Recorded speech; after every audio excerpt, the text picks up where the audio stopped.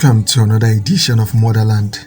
This government has always expressed its commitment to dialogue as a means of resolving our internal differences.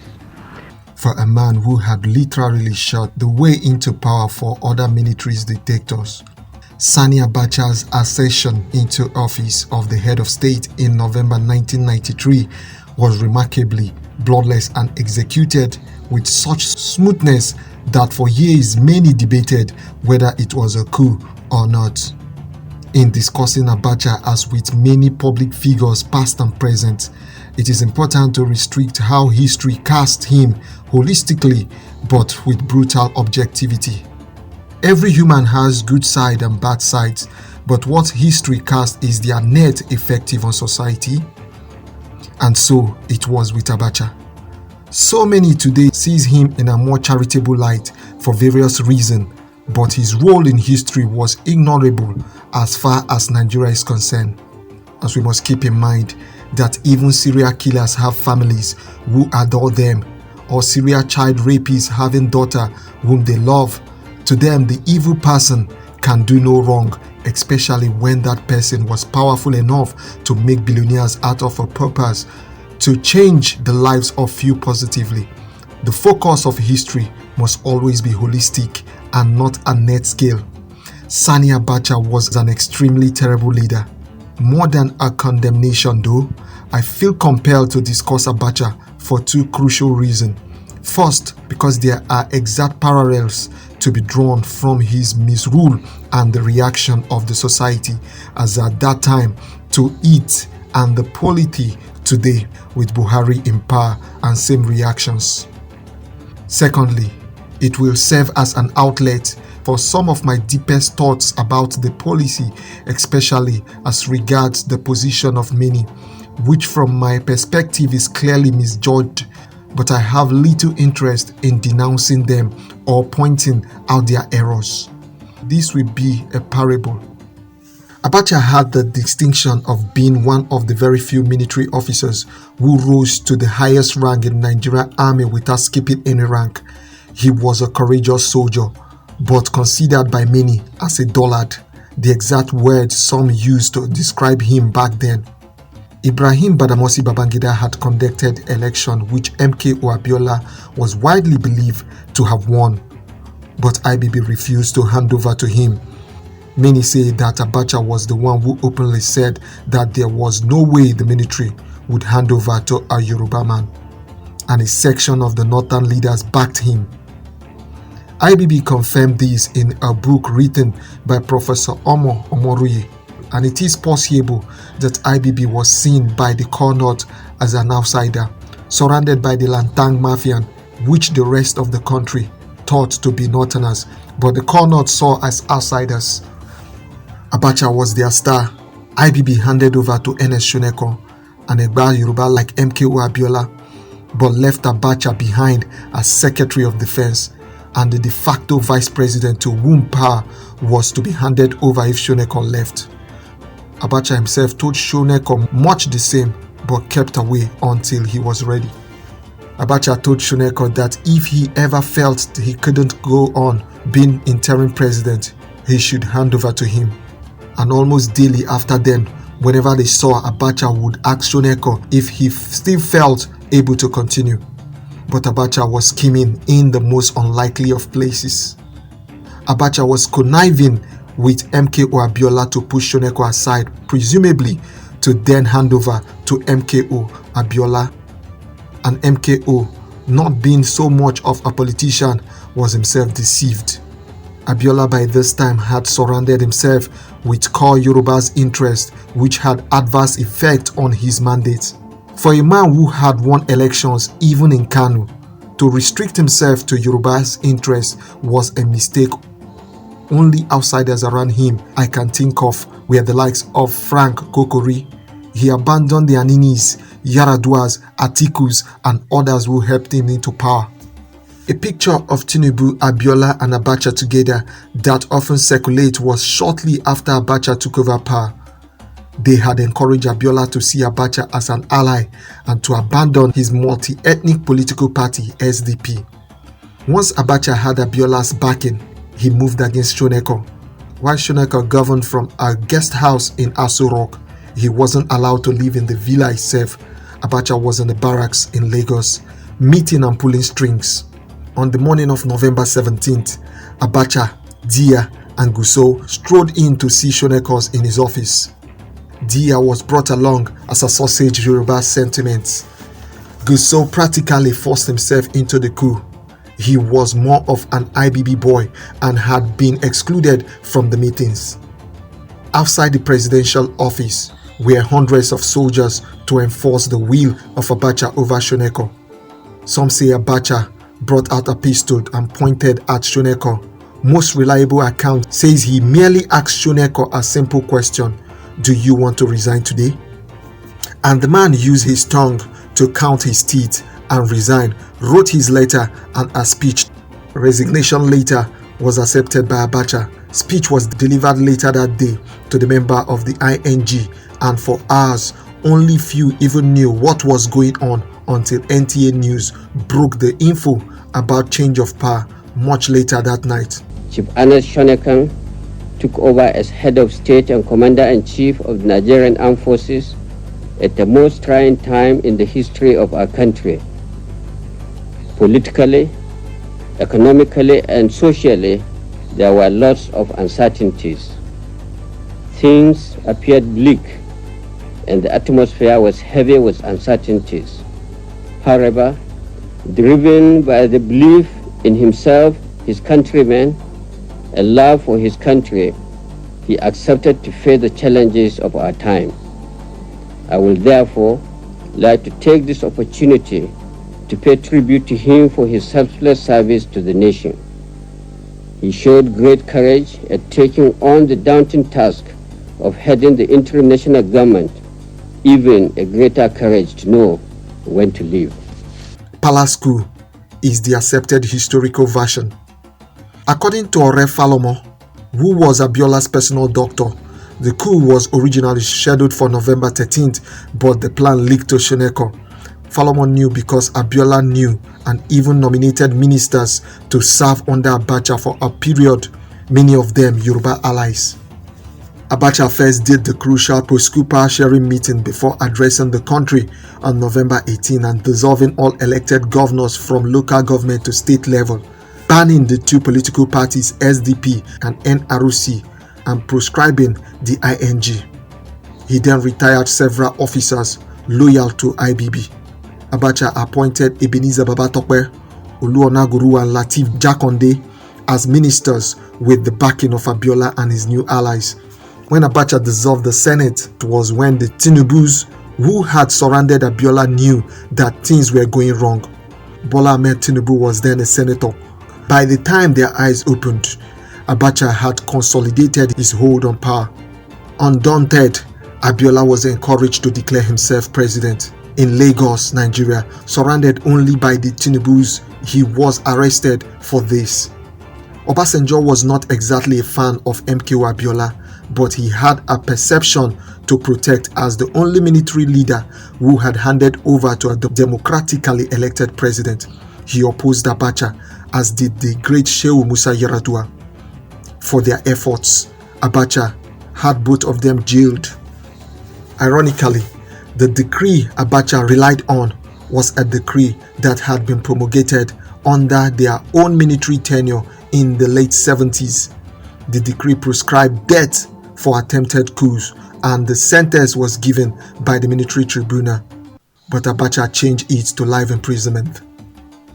Ken Saro-Wiwa was not so lucky. He was sentenced to die, and despite national and international outcry, Abacha had him killed by hanging. Nigeria became a pariah nation. Abacha also had a killer squad that was deployed all over the country.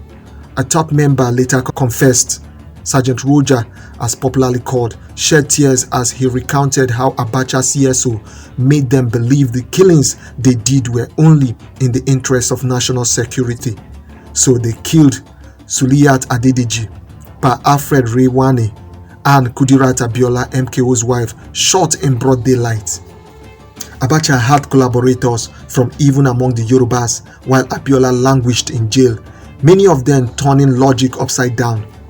One of them was Chief Yomi Tokoya, who led General Sani Abacha's movement of peace and successful transition, then called GESAM for short. He came up with a logic that Abiola's mandate expired 4 years ago after June 12, 1993, so by 1998 it had ended. NKO that wasn't sworn in. Funny, isn't it? I also had a vision of 1998 national mobilization for Abacha by Alhaji Arishekola Alawo. Abacha had made him. You could hardly blame his lack of political direction on compromised interests. When you see people like him today, all is well. Understand the angles. There was also Daniel Kalu, a young man who didn't think well about his future and supported tyranny. We'll come back to him if I don't get lost. There was also Godwin Dabo. Funnily, only few Northerners openly endorsed Abacha, but they didn't oppose him openly. One of the earliest person to ever speak openly against Abacha from the northern part is a woman I will forever respect and whom I look forward to meet in the afterlife. Hajiya Gambo Sabawa was a woman who stood where men fell. Sabawa once said, "If I don't know book, I know rights. I have not been a member of any assembly. I have not held any office except that I was a member of the House of Prison. From the beginning, I went radical. I know definitely I am a radical. A no-nonsense radical." She rejected tyranny and spoke up courageously against it. In the polity though, at that time certain factors were working for and against Abacha. First was that Abiola's mandate had been made a Yoruba versus the rest of the country, and many were excluded from the struggle. Abiola, who was a sworn opponent to Awolowo, although Pa's life suddenly became cast in the image of an Awo reincarnation, proved that the Fulani would never hand over to Yoruba person. Many tactics used alienated other ethnicities, and so the Yoruba largely bore it alone. The likes of Shehu Sani spoke up. Then also Otto Wankwo was another voice. Olisa Agbakuba, many CDHR and CD Kader also spoke up, mostly often against Abacha and the military rule than for Abiola. Abdullahi Muhammad and other student leaders too, of which you can add Showore to it, and others too numerous to mention, but many of whom I met in the days of student unionism also agitated openly. There was also another group, ideological formal military officers who had been sidelined, like Ebitu Ukwem, or IBB loyalists like David Mark, Abubakar Umar, or Sambo Dazuki, whose father was deposed as Sultan of Sokoto for bordering to condemn Abacha. They also spoke up.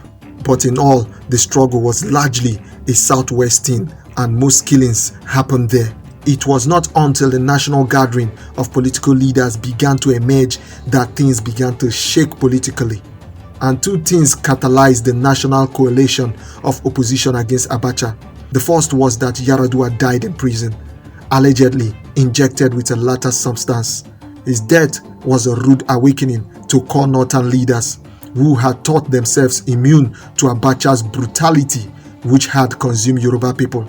Yaradua had been a lodestar in the north.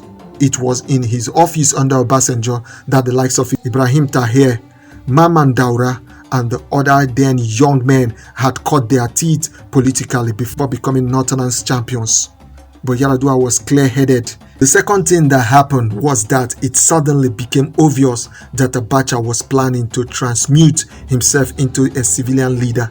All the 5 political parties under his transition adopted him as presidential candidate. Only GDM hesitated before doing so. The political establishment that had remained quiet was suddenly threatened, and it stirred against Abacha. Alhaji MD Yusuf courageously stepped up and declared his bid to be president on the platform of GDM against Abacha. Old war horse Tijani Braithwaite also stepped up. It was at this time that Daniel Kalu came into the picture. We are not here because we want to. We are here because you've done the right thing, because you've led this country right. We are here because you are the best head of state that this country has ever had. We want you to continue. We are looking forward to it. The children are calling. Please, against all odds, you must answer us. Thank you very much, and God bless. Speaking on international television and exalting Abacha, he planned a massive rally for Abacha in Abuja, which had a good number of political heavyweights. I will name some I remember. Sorry if your dad is there. The likes of Shino Peter, Salawa Beni, Onyeka Owenu, Christy Esianibokwe, Dan Maria Jos were the artists. Titilaya Jonoku, Arishekola Alao, Meitama Sule, Zainab Meina, Otto Eze, Joseph Wayas, T.O.S. Benson, John Fashanu, Uche Okochukwu, and some other footballers were also there. The 2 million man march rally was a fiasco projected only by government outlets, the likes of NTA. Only AIT and later channels were available objective news station. This was in 1997 or 1998. I can't remember more names offhand. But back to the political reactions. It started also from Lagos. A group of 9 distinguished gentlemen formed the core of the national political opposition to Abacha. They are Adamu Chiroma, Bola Ige, Jerry Gana, Francis Ella, Abubakar Remi, Sule Lamido, Solomon La, the present PDP chairman Ayu, all led by Alex Ikweme. They held meetings in Lagos at Ikweme's home. At one such meeting, Bola Ige accused the northern members of not speaking up courageously enough. He and Remi really got into it, according to the leader Sule Lamido, who was there and who intervened. Lamido proposed, since that was Bola Ige's perception, they from the north would go back and do just that. 18 northern leaders wrote a letter to Abacha after a meeting in Kaduna, denouncing his self-succession plan and asking him to exit the office he occupied. Some of these men were Adamu Chiroma, Abubakar Remi, Jerry Gana, Lawan Keita, Ayocha Ayu, Ango Abdullahi, Usman Bugaje, Iro Dan Musa, Muhammad Azika, Abubakar Umar, Suleiman Kumo, Sule Lamido, and others, all 18 in numbers. A national opposition was born then.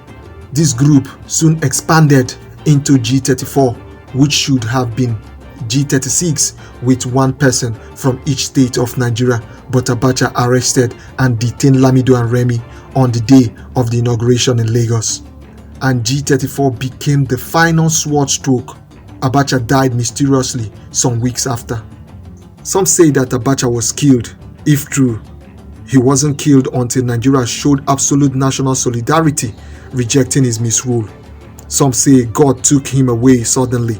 If true, God didn't intervene until Nigeria showed absolute national solidarity, rejecting his misuse. This is because the Pope had visited Nigeria some weeks before Abacha died and had allegedly implored him to release political detainees. Abacha refused. The Pope could have been God's final warning from a Christian perspective or the international community warning.